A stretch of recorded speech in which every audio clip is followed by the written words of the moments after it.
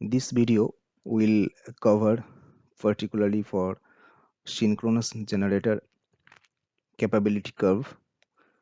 We'll understand what's the effect of active and reactive power, lagging and leading power factor, this generator capability curve, and also we'll understand this transient, sub-transient, synchronous or direct axis reactance, and also at the end we will validate and we will model with the help of ETAP software the one typical synchronous machine, synchronous alternator, so that that means generator, so that it will be complete. And also additionally we will discuss about the difference between the transformer and synchronous generator, that difference with respect to the active and reactive power.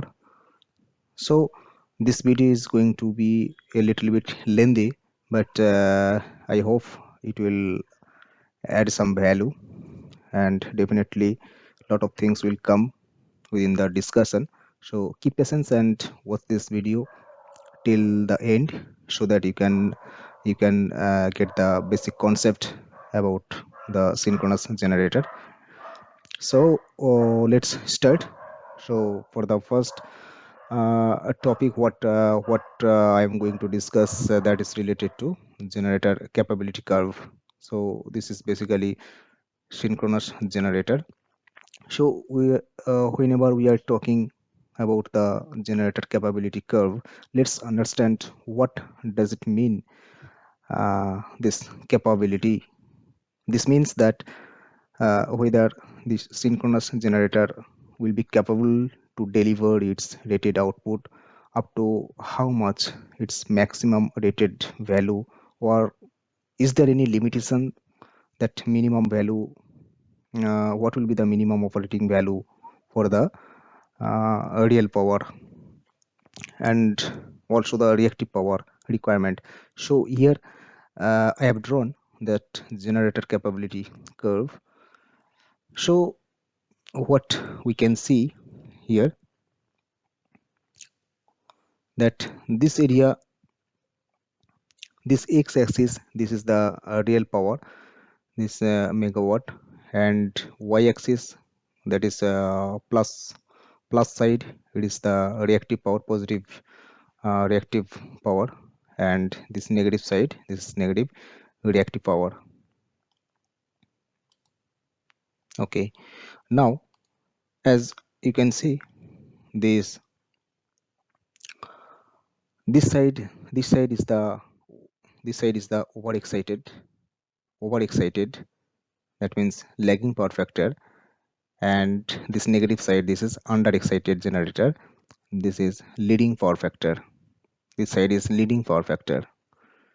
So let's understand what are the limitations, that we cannot operate in practically in practical operation point of view, why we cannot operate a synchronous generator at the unity power factor. Because as you can see, the this is the x-axis, and here is the real power axis. So if we run that synchronous generator at its fully rated capacity, then the reactive power generation, as well as the supply to the electrical power system network, that will be zero. It will not be able to generate any reactive power. So how it will deliver the reactive power requirement in the electrical power system network? Before that, let's understand why this reactive power is required in any electrical power system network. Because as you know, maximum industrial applications are mostly inductive in nature. So let's say induction motors. So induction motors basically consumes that demands the reactive power from the electrical power system network.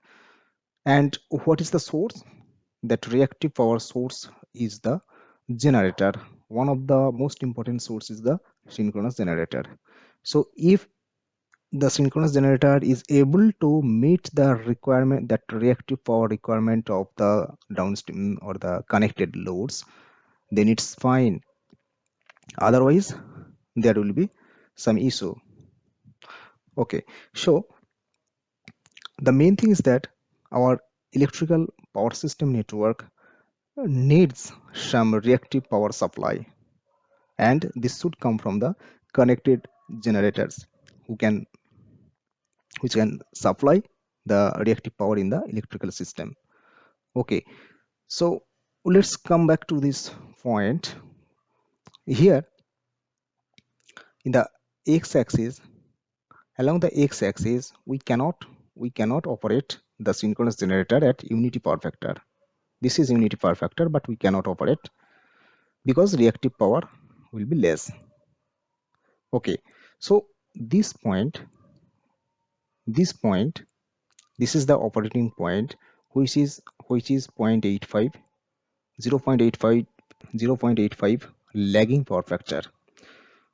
That means this side is overexcited, this is lagging power factor, and this negative side, this is 0.95 leading power factor. So practically, if you see in any power system network, this is the operating zone for a synchronous generator, from 0.85 lagging power factor to 0.95 leading power factor. So this is the operating zone. Beyond that,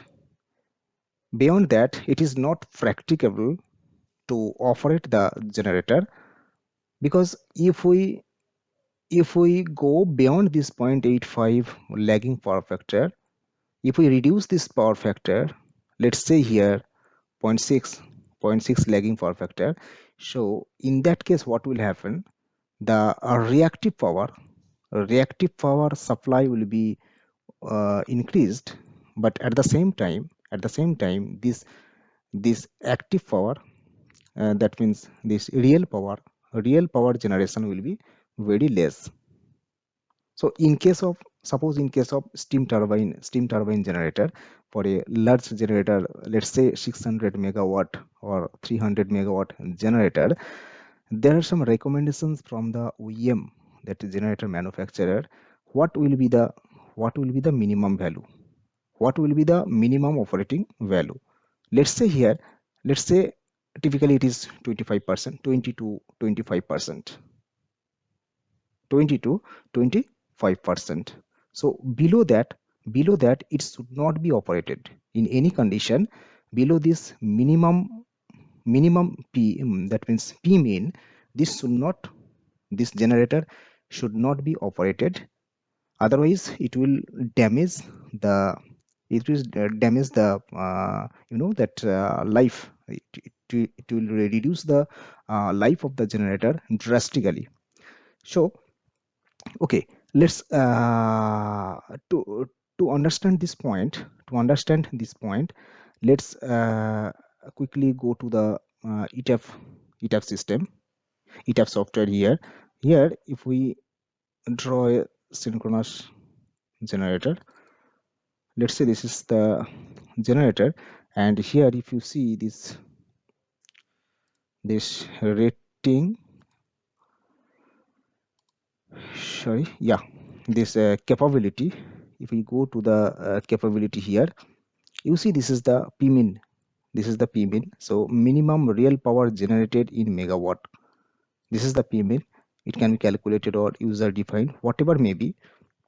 This pmin is recommended by the generator manufacturer, so we cannot avoid. Let's say for 50 megawatt generator, uh, let's say 20%, that means it will be 10 megawatt, 10 megawatt, 10 megawatt, it will be pmin. So if we go to the rating page, let's say this is 50 megawatt, and here it is 11 kV generation, and keeping all other points like this, considering this is voltage control. So what is voltage control? When this voltage control mode is selected, you can see in the rating page here, you can control, that means you can put the value of this real power voltage and real power, and also q max and q min you can enter.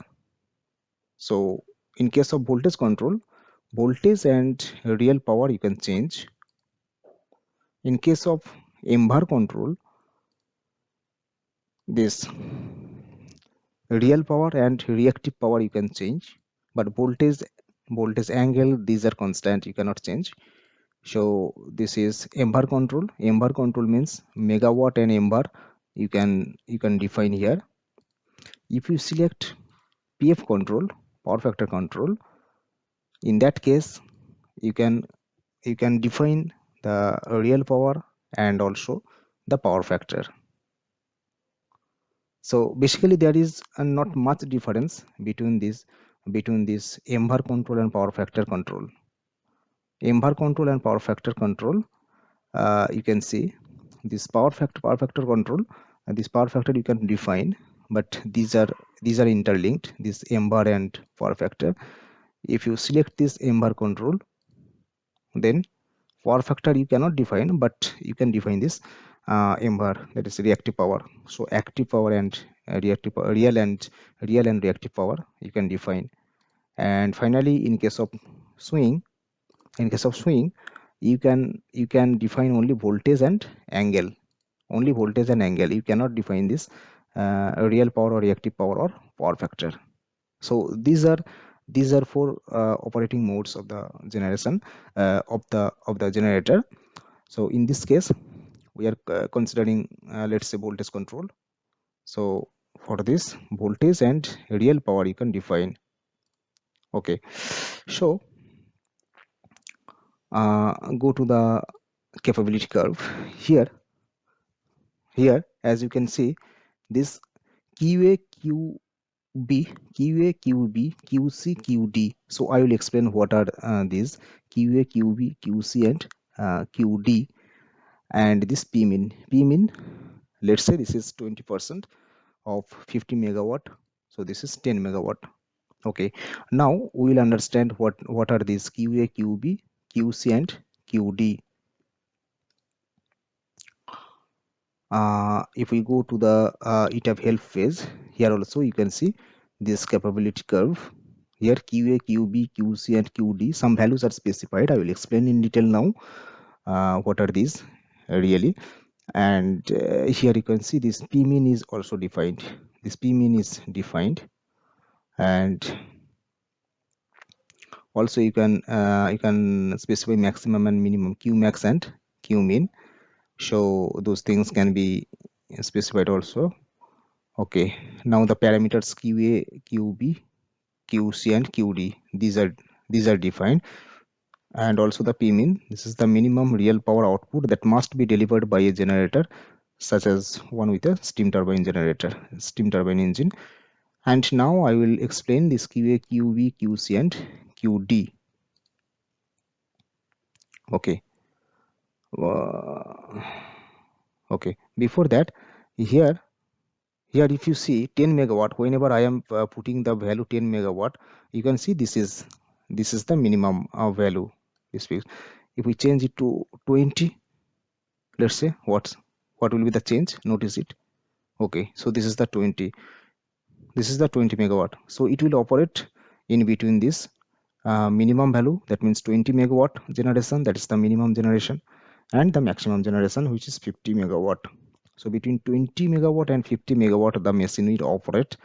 Below 20 megawatt it will not operate. Let's go back to 10 megawatt, because we have specified as 10 megawatt, but definitely this recommendation will come uh, from the generator OEM manufacturer. So this is the 10 megawatt and 50 megawatt, this is the range. So now let's understand what are these qa qb qc qd points with the help of this generator capability curve. Here we will understand. Okay, So here, if you increase the real power output from a generator, in that case, first of all, the reactive power generation will be reduced. Reactive power generation will be reduced. Only the real power generation will be increased. But there is a limitation. There is a limitation, which is the there is a limitation, which is the prime mover. It is the prime mover limitation. So basically this side is governed by the turbine input, by the prime mover limit, and also this generator stator winding limit. If you increase, if you increase this operating point, that means that generator stator winding will be damaged. So you cannot go beyond this limit. So this is the operating point of the generator. So that's why standard is the 0.85 lagging power factor. Okay, so this side is limited by the prime mover limit or turbine limit or stator winding limit. And during for the point of discussion, uh, if you want to increase the real power to its maximum value, so that happens only during let's say VWO condition. VWO condition. That is VWO condition. That means valve wide open. Valve wide open. In that condition only it will happen momentarily. It may happen, but it should not be continued for a certain period of time, because it will damage the generator itself. So it is limited by the stator winding limit. And obviously for the protection purpose, there must be some electrical protection, some means of that overload, that overcurrent and overload protection, that coordination that should come into the picture whenever I will discuss in a separate video how the generator protections will be assigned, and what are the protections required for a synchronous generator. What are the suppose some unit protections are there, some coordination purpose, that means non-unit protections must be there. So the non-unit protections that will not protect the generators for the internal fault, but that will definitely protect the generator from the external fault, which is external to the generator. That means in the connected bus, suppose there is a short circuit fault in the connected bus or in the transmission line. So in that case, how it will be coordinated, so that overcurrent and overload protections, that protection coordination part, that will come separately, and I will definitely cover in separate video. So this side, that protection will come. So whenever it will exceed the limit, that alarm or the trip command will come, so that it will be tripped. But basically those will be the backup protection. Whenever we are talking about the overcurrent or overload protection of a generator, definitely that will be the backup protection to a generator, because that will not protect the generator internal for any internal fault. So this side we have discussed. Let's say this upper end, which is the positive, this is the positive reactive power. So this side basically is governed by the rotor winding limit. Rotor winding limit, that means, as you know that in the synchronous generator, there is the excitation, there is the field winding is there on the rotor circuit. So whenever you are increasing the field that is overexcited, that means this is the lagging power factor zone. But there should be some limit, because otherwise it will damage the generator. So there must be the limit, which is called the rotor winding limit. You cannot load the generator too much. Let's say this is zero point 0.6 lagging power factor. In that case, first of all, the main problem will arise due to the excessive rotor rotor winding heating and secondly, this real power generation will be reduced too much, maybe below the recommended minimum real power loading of the generator. So that is also not recommended. So this limit is governed by the rotor winding limit. Now let's come to this side, this below side of the capability curve. Here you can see this part is limited by the stator end iron limit, and also the steady state stability limit.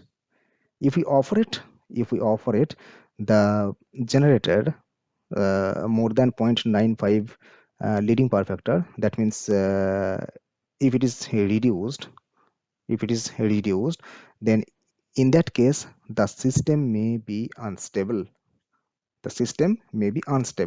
So that steady state stability, that means what does it mean by this unstable? That means during any sudden load throw off, let's say with the generator there is a generator circuit breaker in case of GCB scheme. So whenever that GCB is opened, that means a certain percentage of loads are disconnected. So in that case, what will be the reaction of this prime mover? What will be the response by the turbine? That means input side of the generator, and depending on that, from the power system stability point of view, it will oscillate, and it may go beyond the control. That means the system may be unstable.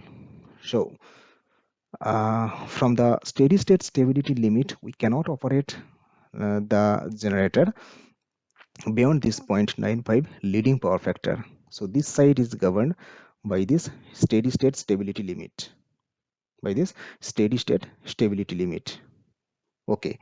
Now one more additional point I want to add here. In the upper end side, this is limited by the rotor winding limit. So there is as we all know, there is the field circuit on the rotor winding of the generator. So unfortunately or accidentally, if it happens that the breaker of the field circuit, I'm talking about the breaker of the generator or rotor field circuit, which is DC, that field circuit, that circuit breaker, if there is any fault, in case of any fault or accidentally, if the circuit breaker of the field circuit is opened, then what will happen? Definitely there will be some disturbances in the power system network, and so immediately we need to trip the generator. So that part will come as a part of protection of generator. So I'll not discuss in detail here. That part will be covered there, but for the sake of discussion, just I'm mentioning here, so that will be discussed separately. Okay, now more or less I think this generator capability curve I have explained. So once again, to summarize this right hand side, here is the real power generation is limited by the prime mover or the turbine and the stator winding limit. We cannot go beyond that. And this upper end side, this is limited by rotor winding limit, which is overexcited system. This lower hand side, that means negative reactive power, there this is limited by the stator end iron limit and steady state stability limit. So in that case, what will happen? The this this is the operating zone this is the normal operating zone of a synchronous generator. Okay, now it is explained generator capability curve. Now let's go back to the ETAP software here. So here in the capability tab, I have defined, I have already discussed about this QA. This is QA basically. This is the QA point. QA. This is QA, and this is QB. It is calculated. That's why it is already calculated this 30.99. It is calculated QB, and QC. QC is here, so we can define QC. Let's say 10 amber. 10. Sorry, we need to select user defined. Okay, let's say this is 10 amber.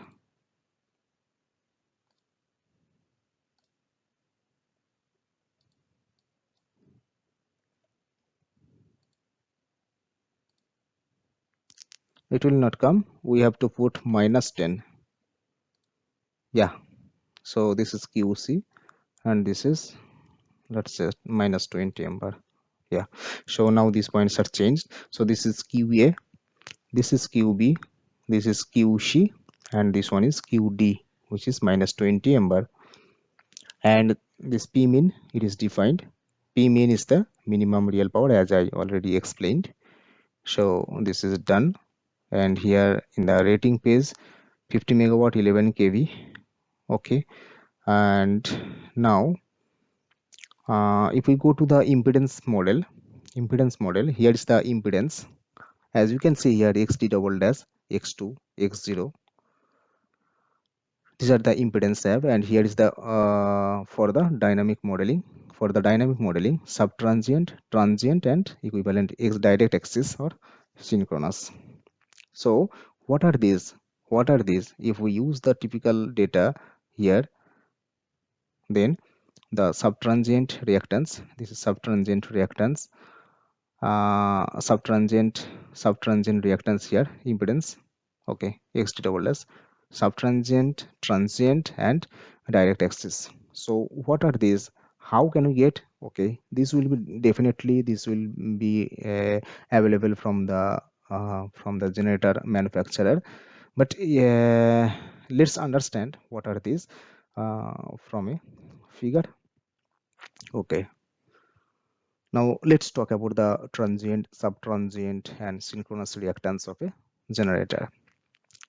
So during any fault, during any short circuit in a synchronous generator, so this is the, first of all, this is the sub-transient period.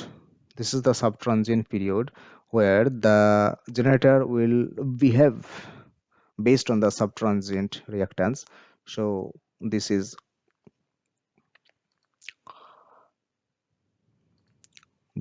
sub-transient area. This is sub-transient area. Okay, after few cycles, it will enter in the transient period. After few cycle, it will enter in the transient period. So this is transient reactance of the generator, and finally, this is the steady state. This is the steady state. This is the steady state, or synchronous reactance or direct axis reactance. So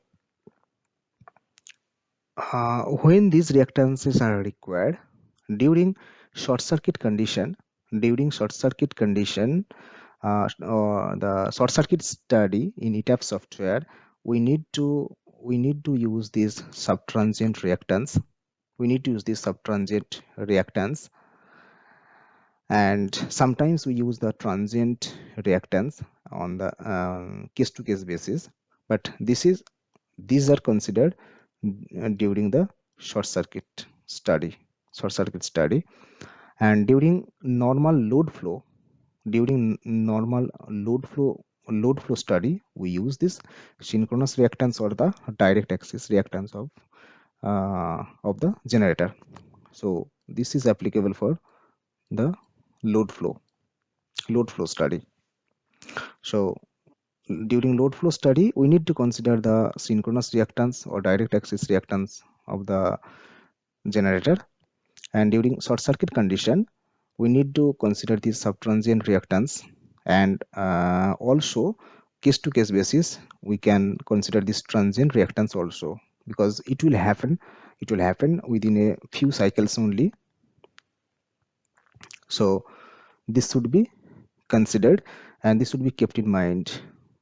So during the immediate short circuit condition, this is the sub-transient period, and next is the transient period, and then the steady state period. So this behavior of the power system network, if we understand clearly, then it will be fine during the case studies.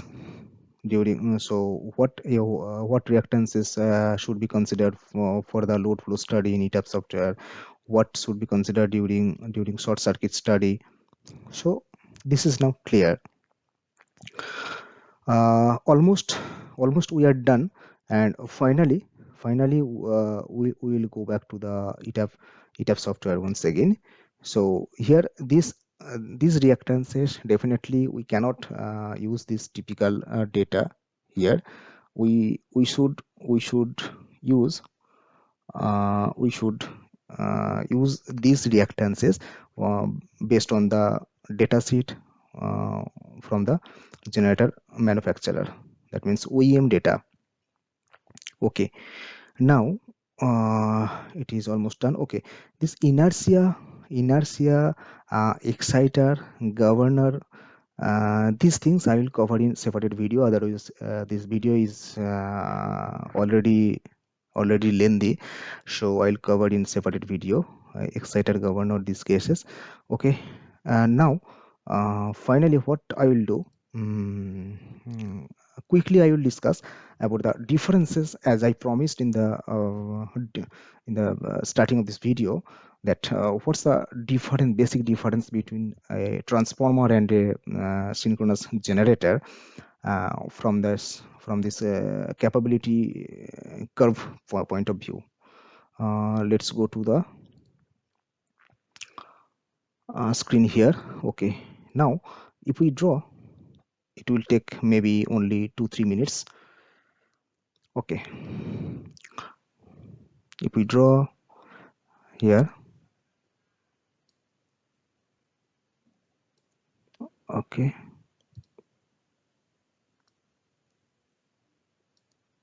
like this. So this side is P and this side is P. Okay, this side minus P, this is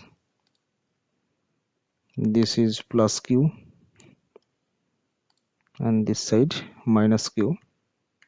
So in case of transformer, that transformer capability is basically a circle, because the transformer can this transformer can supply the real power and reactive power, also negative real power or negative real power. What is negative real power or negative real power? Negative real power or negative reactive power. That means the transformer is a bidirectional drive, that bidirectional equipment. I mean, the transformer can transmit electrical power from high voltage side to low voltage side, or from low voltage side to high voltage side. So in that case, that power can be positive or negative in that respect only, depending on the direction. So for the transformer, the capability curve is nothing but a circle. But for a generator, what's the difference? For a generator, that will operate this on first quadrant and fourth quadrant only, as I explained in the capability curve. Because this side and this side, the generator cannot operate. Because this side is the motoring zone. In that case, the generator will act as a motor. If we allow the generator run this quadrant, that means second or third quadrant, that means the generator is not a generator now. The generator is now working in a motoring zone. That means instead of supplying power into the power system network towards the bus, it is drawing power from the bus. So we need to protect this, we need to restrict or protect this. So we use that reverse power, that negative power, reverse power protection in the generator, so that motoring action should be avoided. So we need to restrict that motoring action of the generator. So the the generator will act the generator will act in this zone,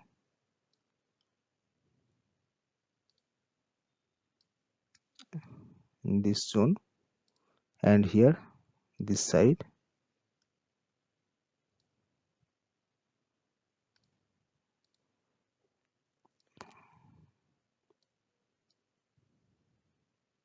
Yeah,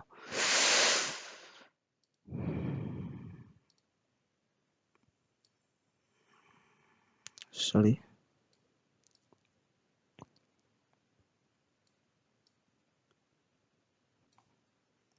Mm, okay.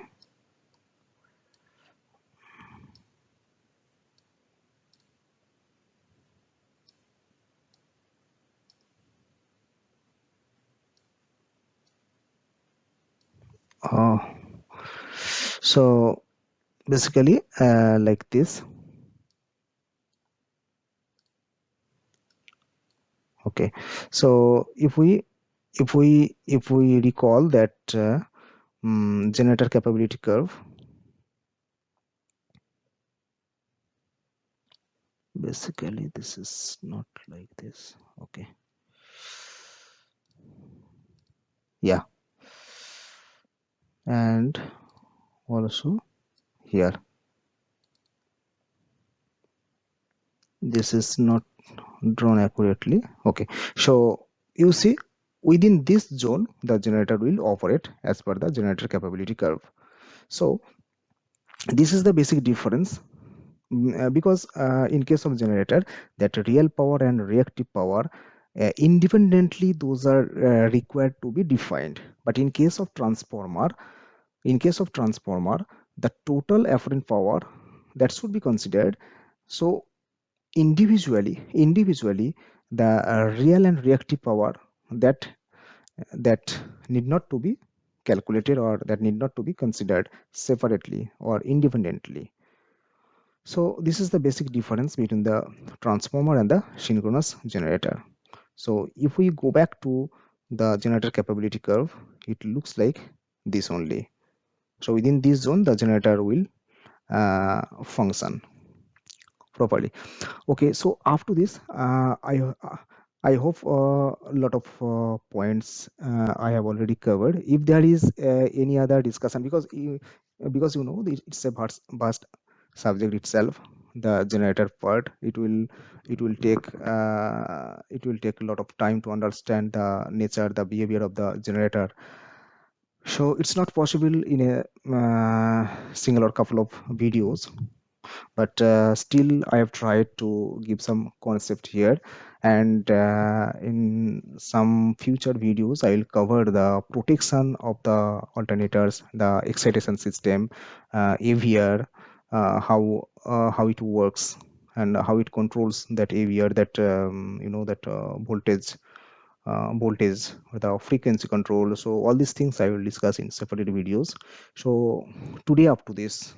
Okay, if you have any doubt, so you can put your comment in the comment box. I will definitely come back to you.